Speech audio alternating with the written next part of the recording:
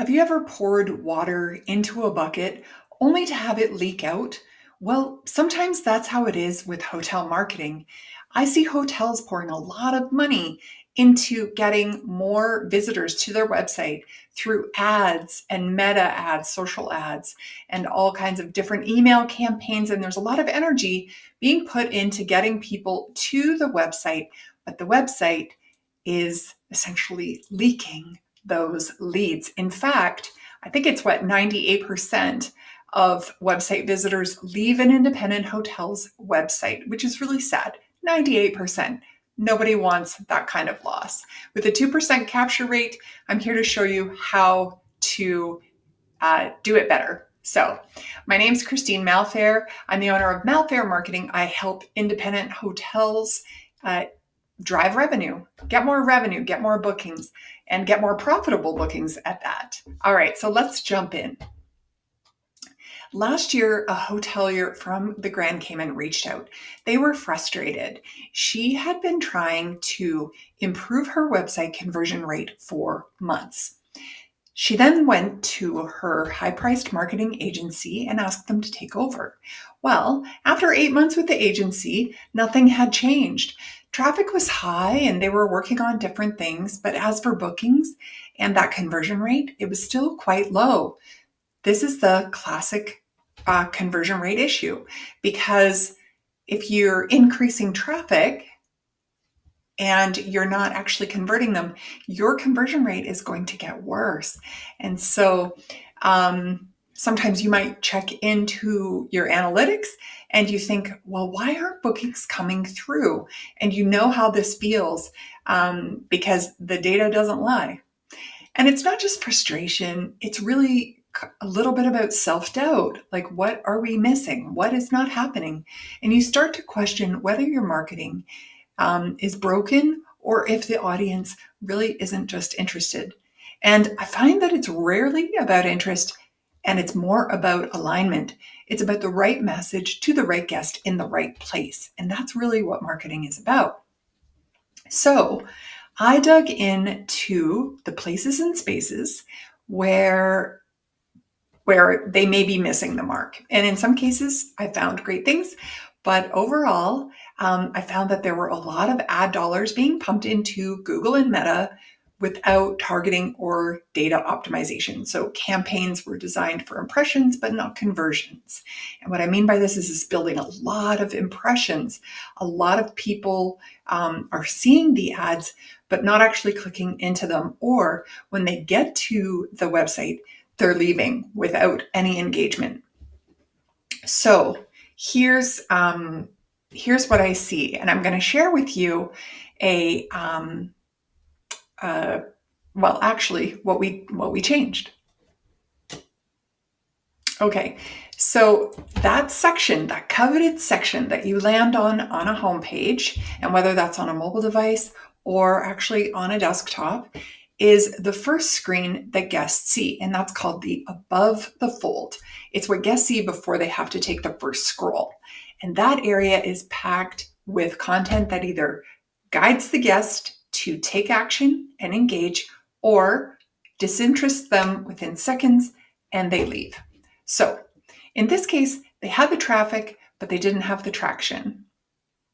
And the worst part is that for 8 months, the ads just kept pouring in and the leaks just kept happening. And it averaged about a $24,000 leak.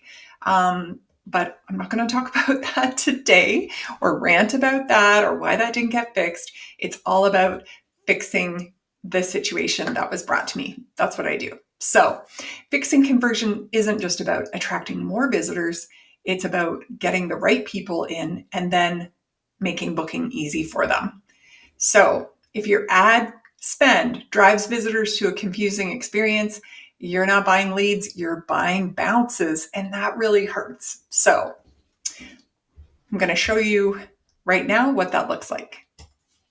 Okay, so when I started on the deep audit of their marketing across all of their channels, and I do this through what I call the revenue roadmap system.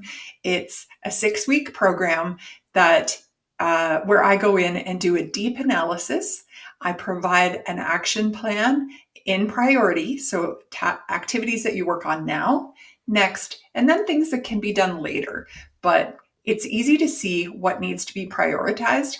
And really, it's all about those highest leverage activities, or you can call it low-hanging fruit. But anyways, I didn't start by adding more tasks. I started by focusing on what mattered most in this case. And that first step was the homepage. So you can see this is what it looked like before. We had, they had really 5 call to action buttons. So you can see them here, and things that they can do. And then, there's one over here, and then there's this little chat bot. And so there's a lot going on this page.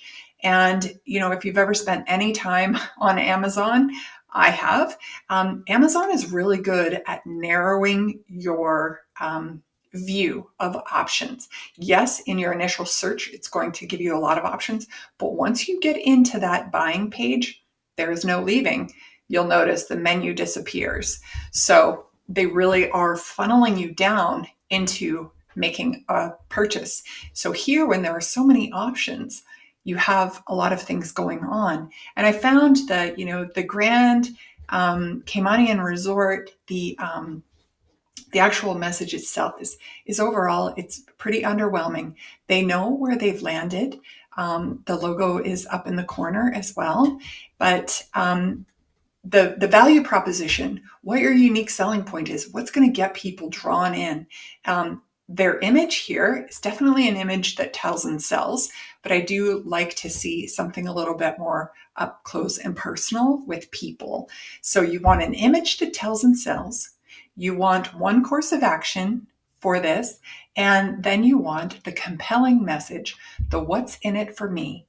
And that is exactly what guests are thinking when they land on your page. So here's what it looked like before, and then here's what it looked like after. And these were just very small changes that I didn't make them, but their website company did on recommendations that I had. And so we're working with a clear hierarchy.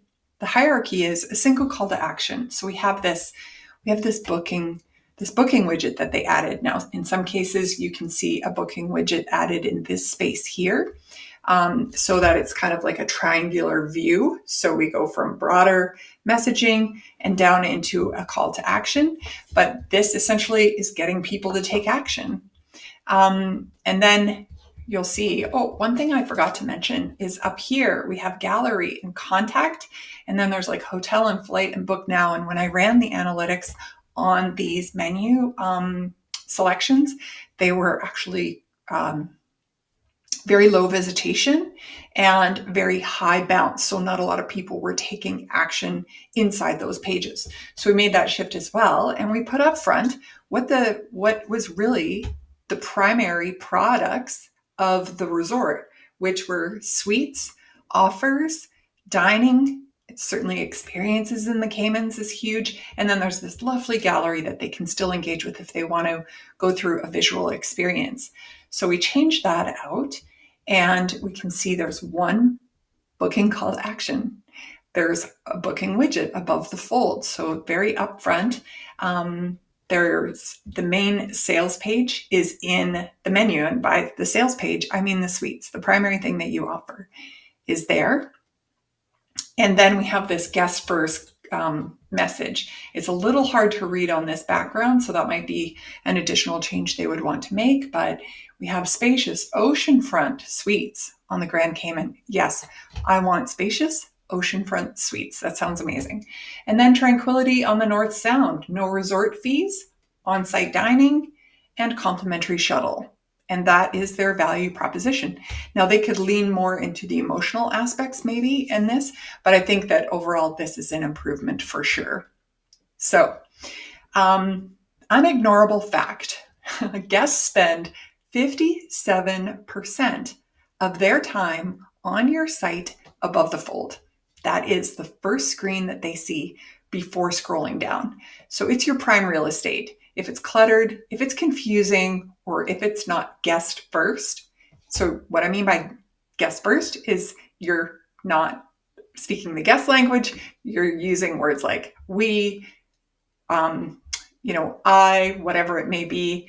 If you're talking about yourself first, you need to be guest first. You are going to lose people. So cluttered, confusing, and not guest first, you're going to lose people. So did these changes take months to implement, Christine?